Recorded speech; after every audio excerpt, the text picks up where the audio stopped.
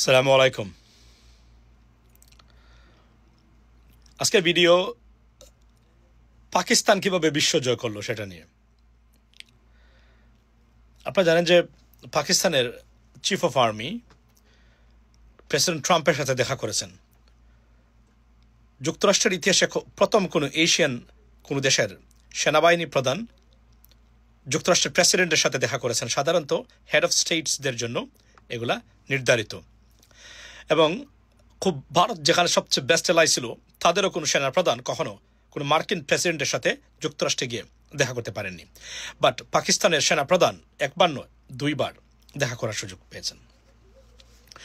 এই unprecedented diplomatic move নিয়ে কথা বলতে চাই। সেটা হলো যে পাকিস্তান, এই জন্য আমি বলছি পাকিস্তান বিশ্বকে জয় করেছে, এবং ভারতের ডিপ্লোমেসি পরাজিত হয়েছে নজিরবিহীনভাবে।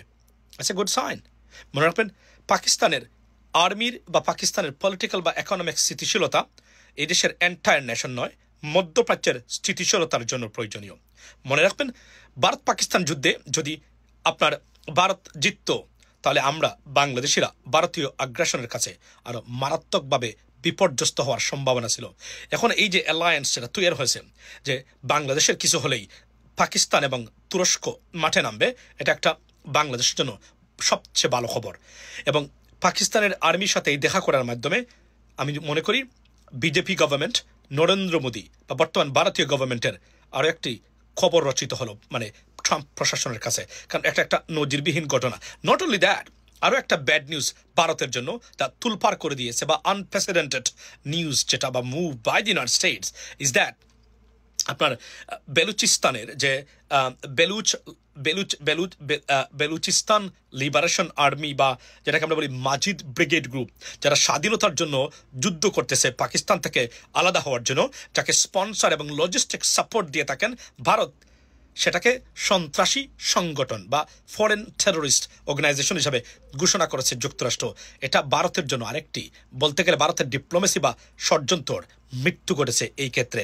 এবং একের পর এক এই জয় পাকিস্তানকে অন্য লেভেলে নিয়ে গেছে বর্তমানে। এবং ভারতকে এই যে বিশেষ করে পাকিস্তান সেনাবাহিনীর সাথে দেখা করা, বেলুচিস্তানের এই সংগঠনকে এখন সন্ত্রাসী সংগঠন হিসাবে ঘোষণা দেওয়া, এখন ভারত যদি কোনো ধরনের সমর্থন বা সাপোর্ট এই বেলুচিস্তান মাজিদ ব্রিগেড গ্রুপকে দিয়ে থাকে এবং এটা প্রমাণিত হয়, আর একটা স্যাংশনের মুখে যুক্তরাষ্ট্র থেকে পড়বে ভারত। এটা বোঝার বাকি নেই, কারণ কোনো সন্ত্রাসী যুক্তরাষ্ট্রের স্যাংশন প্রাপ্ত বা সন্ত্রাসী সংগঠন হিসাবে ঘোষিত কোনো সংগঠনকে কোনো ধরনের আর্থিক বা লজিস্টিক্যাল সাপোর্ট দেওয়া, কোনো ধরনের ডিপ্লোম্যাটিক সাপোর্ট দেওয়া, সেটা যুক্তরাষ্ট্রের এই সিদ্ধান্তের বাহিরে। Therefore you are subject to be sanctioned. So this is a bad news for India. এবং এখানে আমি যদি আপনাদেরকে বলি, ভারতীয় পলিটিশিয়ান বা পাকিস্তানি রাজনীতিবিদরা এতটা স্মার্ট হবে, এটা আমার কল্পনার বাহিরে ছিল বর্তমানে। এবং এই পাকিস্তানের আর্মি আবারও রিটেক করলো পাকিস্তানের উপরে কন্ট্রোল তাদের, এবং এটা আমি মনে করি যে, এবং যে কোন ধরনের পাকিস্তানের আর্মির প্রতি যে মানে ইমরান খান কর্তৃক যে ধরনের ডিসস্যাটিসফাইড বা ডিসস্যাটিসফ্যাকশন যেটা ছিল, সেটা কমিয়ে দিয়েছে। এবং ভারতকে পরাজিত করার মধ্যে মনে রাখবেন, এই ভারত যদি, অর্থাৎ আমরা এখানে দেখি যে ভারত যেদিকেই যাচ্ছে, যেখানেই হাত দিচ্ছে, সেখানেই ডিজাস্টার, সেখানেই ধ্বংস, সেখানেই বিপদ ভারতের জন্য।